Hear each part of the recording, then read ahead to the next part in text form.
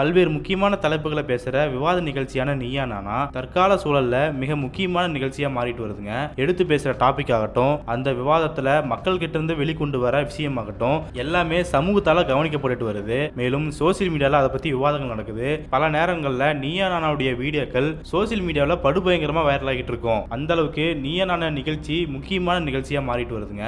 அதுக்கு மற்றொரு எக்ஸாம்பிளா இந்த வாரம் நீயா நானா நிகழ்ச்சியிலிருந்து 2 வீடியோக்கள் வைரலா சாரிட்டு இருக்குதுங்க. இந்த வாரம் ஞாயிற்றுக்கிழமை ஒளிபரப்பான நீயா நானா நிகழ்ச்சியில சோசியல் மீடியால அதிகமா ட்ரோல் செய்யப்பட்டவர்களும் பொதுமக்களும் அப்படின்னு சொல்லி 2 தரப்பினர் கலந்துக்கிட்டாங்க. எனவே இந்த நிகழ்ச்சியில ட்ரோல் செய்யப்பட்டவர்கள் தங்களுடைய கருத்துக்களை சொன்னாங்க. ஏன் நாங்க ட்ரோல் பண்றோம், ஏன் நாங்க அதை மீம் மெட்டீரியலா மாத்திரம்னு சொல்லி இன்னொரு தரப்பினர் வாதங்களை முன் வச்சிருந்தாங்க. அதுல ட்ரோல் செய்யப்படுபவர்கள் அப்படிங்கிற வரிசையில தான் ஏற்கனவே ஒரு நீயா நானா நிகழ்ச்சியில சாதிய பெருமையா பேசிய ஒரு இளைஞர் இந்த நிகழ்ச்சியில பேசியிருந்தாரு. பழைய நிகழ்ச்சியில நாங்களா ராஜ பரம்பரை, நாங்க நடந்தாலோ இல்ல உட்காந்தாலோ எங்களுடைய தோரணையே வேற மாதிரி இருக்கும் அப்படின்னு சொல்லிடலாம் சாதிய ரொம்ப பெருமையா பேசிட்டு இருந்தாரு. எனவே இவர் இப்படி பேசினது தான் கடந்த சில வருஷங்களுக்கு முன்னாடி ரொம்ப ட்ரோல் செய்யப்பட்டு இருந்துச்சு. இன்னைக்கு வரைக்குமே இவர் பேசினதும் இவர் நடந்து காட்டினதும் மீம் டெம்ப்ளேட்டா சோசியல் மீடியாவில் பயன்படுத்திட்டு வராங்க.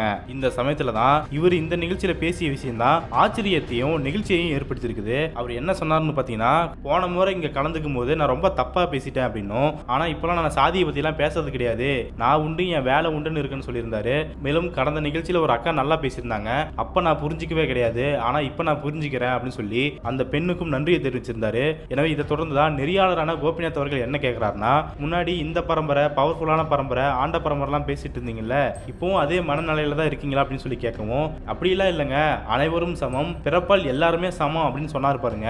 ஒட்டுமொத்த அரங்குமே கை தட்டுது. எனவே இந்த வீடியோவை ஷேர் பண்ணி தான் பலரும் அந்த இளைஞருக்கு வாழ்த்துக்களை சொல்லிட்டு இருக்காங்க. தம்பி திருந்திட்டாரு, விஷயத்தை புரிஞ்சுக்கிட்டாரு, முன்னாடி காமெடியா தெரிஞ்ச தம்பி இப்போ அழகா தெரியுறாரு, ரொம்ப முரட்டத்தனம் காட்டாம ஒரு பிரச்சனையை சுட்டி காட்டும் போது இவர் புரிஞ்சுக்கிட்டாரு, அவரு எந்த அளவுக்கு இந்த விஷயத்தை புரிஞ்சுக்கிட்டாரு அப்படிங்கிறது அவருடைய பேச்சிலேயே தெரியுது அப்படின்னு சொல்லி பலரும் இவரை வாழ்த்துக்கிட்டு இருக்காங்க. அவருடைய வீடியோவை ஷேர் பண்ணிட்டு இருக்காங்க. இதோட சேர்த்து போன முறை இவர் பேசினதையும் இந்த வாட்டி இவர் பேசினதையும் கம்பேர் பண்ணி வீடியோவை போட்டுட்டு இருக்காங்க.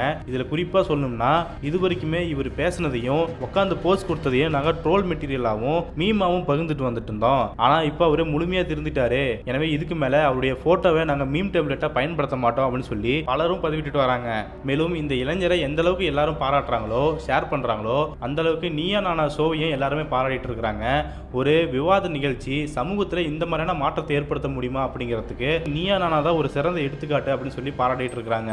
மேலும் இதுக்கும் ஒரு படி மேல போய் கடந்த ஞாயிற்றுக்கிழமை அன்புமணி ராமதாஸ் அவர்கள் மேடையில் நின்றுகிட்டு நாமெல்லாம் நெருப்புல இருந்து பிறந்தவங்க, இந்தியாவிலேயே நமக்கு மட்டும்தான் வன்னிய புராணம் அப்படின்னு சொல்லி நமக்குன்னு ஒரு புராணம் இருக்குது, வேற எந்த சமுதாயத்துக்கு இப்படி புராணம் கிடையாது அப்படின்னு சொல்லி பேசியிருந்தார் இல்லையா, அந்த வீடியோவையும் இந்த இளைஞர் நீயா நானாவில பேசிய வீடியோவை எடுத்து கம்பேர் பண்ணி போட்டு, நான் கரையேறிட்டேன், நீங்க எப்ப சார் கரையேற போறீங்க அப்படின்னு சொல்லி அந்த இளைஞர் பேசுற மாதிரி மீம் டெம்ப்ளேட் ரெடி பண்ணி போட்டுருக்காங்க.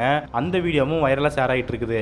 நெருப்பில் வந்தவர்கள் நாம், நமக்கு மட்டும்தான் ஒரு புராணம் இருக்கிறது, இந்தியாவிலே நம் சமுதாயத்துக்கு மட்டும்தான் ஒரு புராணம் இருக்கிறது, வேறு எந்த சமுதாயத்தும் கிடையாது. காரணம் நாம் வன்னியக்குள்ள சத்திரியர்கள். எனவே இதன் மூலமா அன்புமணி போன்றவர்களெல்லாம் இந்த நீயா நானா நிகழ்ச்சியை பார்த்தாவது திருந்துட்டோம் அப்படின்னு சொல்லி தான் நிறைய பேர் பதிவிட்டு வராங்க. எனவே இந்த டாபிக் ஒரு பக்கம் ஓடிட்டு இருக்க அதே நிகழ்ச்சியிலிருந்து இன்னொரு வீடியோவும் வைரல் ஆச்சுங்க. அதாவது ட்ரோல் செய்யப்பட்டவர்கள் அப்படிங்கிற பக்கத்துல இருந்து ஒரு சிறுவர் பேசியிருந்தாரு. நான் தமிழர் வரலாறு அறிவியல் அப்படின்னு சொல்லி பல விஷயங்களை பேசிட்டு இருந்தேன், அப்படிதான் நான் ஒரு அரசியல் சார்பு எடுத்தும் பேசிட்டு இருந்தேன், ஆனா அப்படி பேசும்போது என்னை எல்லாருமே கலாய்க்கிறாங்க அப்படின்னும் இது சைக்கலாஜிக்கலா என்ன பாதிக்குது அப்படின்னு சொல்லி எல்லாம் பேசியிருந்தாரு. அதுக்கு எதிர் தரப்புல இருந்தவங்க என்ன சொன்னாங்கன்னா, நீங்க பேசுறது தப்பு இல்ல, ஆனா பெரியவங்களுக்கு கொஞ்சம் மரியாதை கொடுத்து பேசுங்க, கொஞ்சமாச்சும் வயசுக்கு மரியாதை கொடுங்க அப்படின்னு சொல்லி பேசியிருந்தாங்க. எனவே இதையெல்லாம் கேட்ட கோபிநாத் அவர்கள் என்ன சொன்னார்னா, சிறு வயசுல அரசியல் பேசுறீங்க, அது ரொம்ப நல்ல விஷயம், ஆனா அதே சமயத்துல பொலிட்டிக்கல் கரெக்ட்னஸும் பொலிட்டிக்கல் கான்சியஸ்னஸும் இருக்கணும் தானே, அரசியல் பேசுறது அப்படிங்கிறது வீரவசனம் பேசுறது கிடையாது, இப்படியே நீங்க பேசிட்டு இருந்தா எப்போ நீங்க வளருவீங்க அப்படிங்கிற கேள்வி முன் வச்சிருந்தாரு. ஆனா அதுக்கு அந்த சிறுவன் என்ன சொன்னார்னா, அப்போ நாங்க மறுபடியும் ஒரு திட்டமிட்ட துரோகத்தால வீழ்த்தப்பட்டுக்கிட்டே இருக்கணுமா அப்படிங்கிற கேள்வி முன் வச்சிருந்தாரு. பாருங்க என்ன இவர் இப்படி பேசுறாருன்னு சொல்லி ரியாக்ட் பண்ணாங்க. உடனே கோபிநாத் அவர்களும் ஒரு ரியாக்ஷன் கொடுத்தாரு. அதுக்கு பின்னாடி தான் இப்போ நீ சின்ன வயசுல இருக்கும்போது வயசுக்கு மூத்த பெரிய அரசியல் தலைவர்களை மரியாதை இல்லாம பேசுறது அப்படிங்கிறது சரியா, அப்படி பேசினா இவங்க எப்படி சும்மா இருப்பாங்க அப்படிங்கிற கேள்வி முன் வச்சிருந்தாரு.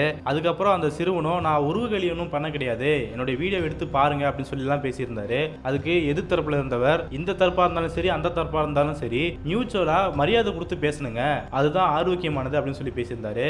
அதை கோபிநாத் புரிஞ்சுக்கிட்டு விளக்கவும் அதுக்கு அடுத்து அந்த சிறுவன் என்ன சொல்றாருன்னா, இவங்க எல்லாம் ட்ரோல் பண்றத கூட நான் ஏத்துக்கிறேங்க. ஏன்னா நான் பேசுற வீடியோ ஒரு 3 லட்சம் பேர் பார்த்தாங்கன்னா என்னை பத்தி ட்ரோல் பண்றத கூடுதலா ஒரு 2 லட்சம் பேர் பார்க்க போறாங்க அப்படின்னு வீராப்பா பேசிட்டு இருந்தாரு பாருங்க. உடனே கோபிநாத் அவர்கள் கோவமா குறுக்கிட்டு, முதல்ல இந்த கணக்கு போட்டு பேசுறத நிறுத்துங்க. கணக்கு போட்டு பேசுற ஆள் எல்லாமே வெளியில ஒன்னையும் உள்ள ஒன்னையும் வச்சுட்டு பேசுறாங்க.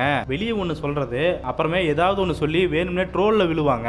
இது சரி கிடையாது அப்படிங்கிற வகையில கோபிநாத் பேசும்போது, இல்லங்க என் மனநிலையை தாங்க சொன்னேன் அப்படின்னு சொல்லி அந்த சிறுவன் சொல்ல, இன்னும் டென்ஷனான கோபிநாத் அவர்கள், இங்க பாருங்க நான் 20 வருஷமா இதே ஃபீல்ட்ல தான் இருக்கேன், எனக்கும் என்னன்னு தெரியும். வெளியே ஒன்னு சொல்லிக்கிட்டு அப்புறம் உள்ளுக்குள்ள 3 லட்சம் வந்திருக்குது, அடுத்து நம்ம இந்த வார்த்தையை பேசிட்டா 7 லட்சம் போயிடும் அப்படின்னும், அடுத்து இந்த வார்த்தையை பேசினா ட்ரோல் பண்ணுவாங்க அப்படின்னு சொல்லி வேணும்னே பண்றாங்க.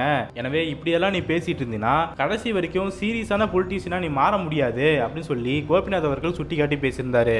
எனவே இந்த ஒட்டுமொத்த வாதத்திலையும் சிறுவனை ட்ரோல் பண்றாங்க அப்படின்ற விஷயம் பேசப்பட்டது. குறிப்பா அவரை தாக்கி பேசுறதோ இல்ல அவருடைய குடும்பத்தை தாக்கி பேசுறதோ அப்படிங்கிறது முற்றிலும் ஏத்துக்கூடிய விஷயமே கிடையாது. மேலும் அதே சமயத்துல நம்ம சிறுவனா இருக்கிறோம், நம்ம என்ன பேசினாலும் இந்த சமூகம் ஏத்துக்கும், தமிழ்நாட்டையே ஏமாத்துறாங்க, துரோகத்தால் வீழ்த்த போட்டா அப்படின்னு சொல்லி அரகுற வார்த்தையை மட்டுமே தெரிஞ்சு வச்சுக்கிட்டு சீமான் பேசக்கூடிய 4 வீடியோவை ஓட்டி விட்டு பார்த்துட்டு வந்துட்டு முழுக்க முழுக்க பெரிய தலைவர்களை தாக்கி பேசக்கூடிய இந்த சிறுவனுக்கு கோபிநாத் அவர்கள் ஒரே ஒரு அட்வைஸ் தான் சொல்லியிருக்கிறாரு. இப்படியே நீ சீமான் கணக்கா பேசிட்டு இருந்தீங்கன்னா நீ சீரியஸான அரசியல்வாதியா மாறவே முடியாது அப்படின்னு சொல்லி தான் ஒரே போடா போட்டிருக்கிறாரு. எனவே கோபிநாத் அவர்கள் சொல்ற மாதிரி 3 லட்சம் போகுது 7 லட்சம் போகுது அப்படின்னு சொல்லி கணக்கு பார்த்துட்டு இருந்தோம்னா அதை எப்படி நம்ம மேல் நோக்கி எடுத்துட்டு போலாம், இந்த வார்த்தையை பயன்படுத்தலாம் அந்த வார்த்தையை பயன்படுத்தலாம் அப்படின்னு தான் தோணும். அதுக்கேற்ற மாதிரி தான் இந்த சிறுவனுமே பேசிட்டு இருக்கிறாரு அப்படிங்கிறதா நம்ம பல்வேறு வீடியோக்களை பார்த்துருக்கிறோம். எனவே அரசியல் பேசக்கூடிய இந்த சிறுவன் தெளிவான அரசியலை பேசினா அவருடைய எதிர்காலத்துக்கும் நல்லது, தமிழ்நாட்டுடைய எதிர்காலத்துக்கும் ரொம்ப நல்லது.